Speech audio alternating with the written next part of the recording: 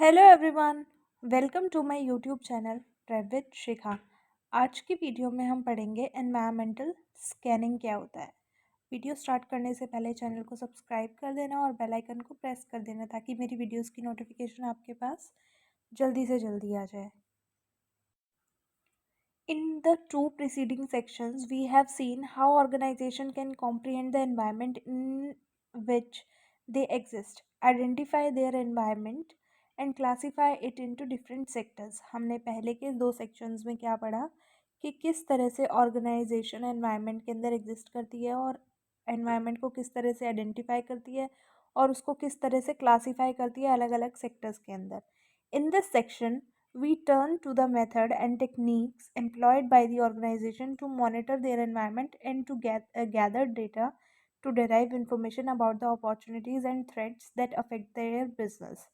But लेकिन अब हम इस सेक्शन के अंदर मेथड्स और टेक्निक्स पढ़ेंगे ऑर्गेनाइजेशन की कि वो एनवायरनमेंट को किस तरह से मॉनिटर करती है, किस तरह से डेटा कलेक्ट करती है, इंफॉर्मेशन कलेक्ट करती है, किस तरह से अपॉर्चुनिटीज़ और थ्रेट्स उनके बिजनेस को अफेक्ट करते हैं। ये हम इस सेशन में पढ़ेंगे, इस सेक्शन में पढ़ेंगे। The process by which organization monitor their relevant environment to identify opportunities and threats affecting their business is known as environmental scanning. एक ऐसा प्रोसेस जिसके अंदर ऑर्गेनाइजेशन कुछ इम्पॉर्टेंट एनवायरनमेंट की अपॉर्चुनिटी और थ्रेट को आइडेंटिफाई करती है। ठीक है, क्या करती है? एक ऐसी प्रोसेस जिसके अंदर ऑर्गेनाइजेशन मॉनिटर करती है अपने एनवायरनमेंट के कुछ अपॉर्चुनिटीज़ और थ्रेट्स को। ठीक है, क्या करती है? आइडेंटिफाई करती है जो कि उसके बिजनेस को अफेक्ट कर रहे हैं, उसको कहा जाता है एनवायरमेंटल स्कैनिंग। अब factors to be considered for environmental scanning, कौन से फैक्टर्स को कंसीडर किया जाता है एनवायरमेंटल स्कैनिंग करते time? The external environment in which an organization exists consists of to be a wildering variety of factors. जो external environment है हमारा, ऑर्गेनाइजेशन जिसके अंदर एग्जिस्ट करती है उसके अंदर बहुत सारे वैरायटी ऑफ फैक्टर्स है.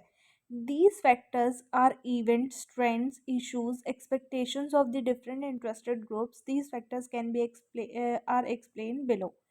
तो वो फैक्टर्स कौन, एक्सटर्नल एनवायरनमेंट के कौन से फैक्टर्स हो सकते हैं जो बिजनेस के एग्जिस्ट करने पे, मतलब ऑर्गेनाइजेशन के एग्जिस्ट करने पे उसको अफेक्ट करते हैं? वो हो सकते हैं इवेंट्स, ट्रेंड्स, इश्यूज, एक्सपेक्टेशंस.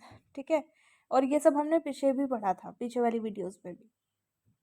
फिर है events are important in specific occurrences taking place in different environmental sector. Events important है, ठीक है, कुछ स्पेसिफिक अकरेंस होती है, ठीक है, डिफरेंट एनवायरमेंटल सेक्टर में. पहली चीज़ तो ये इवेंट इम्पॉर्टेंट है और जिनकी वजह से क्या होता है, कुछ स्पेसिफिक तरह की अकरेंसेस आती हैं. कहाँ पे? डिफरेंट सेक्टर्स के अंदर एनवायरनमेंट के. ठीक है. Trends are the general tendencies और the course of action along which event take place. Trend वो है जिसके मतलब एक ऐसी टेंडेंसी, ठीक है, किसी काम को होने की ऐसी टेंडेंसी, ठीक है, जो कि इवेंट के साथ किया जाता है. Issues are the current concerns that arise in response to event and trend. Issues वो होते हैं जो कि इवेंट और ट्रेंड के उसमें अराइज होते हैं, मतलब ऐसे कंसर्न्स जो इवेंट और ट्रेंड के उसमें अराइज होते हैं. फिर है expectations are the demands made by interested groups in the light of their concern for issue. Expectation वो होती हैं जो कि डिमांड आती है हमारे पास इंटरेस्टेड ग्रुप्स की कि उनका कंसर्न क्या है, उनके इश्यूज क्या हैं, वो होती है एक्सपेक्टेशंस. फिर एग्जांपल दे रखा है, take the example of the gas leakage accident at the Union Carbide factory at Bhopal in December 1984. Example ये है, गैस लीकेज एक्सीडेंट है कहाँ पे? यूनियन कार्बेज में. ठीक है, भोपाल में 1984 की बात हो रही है.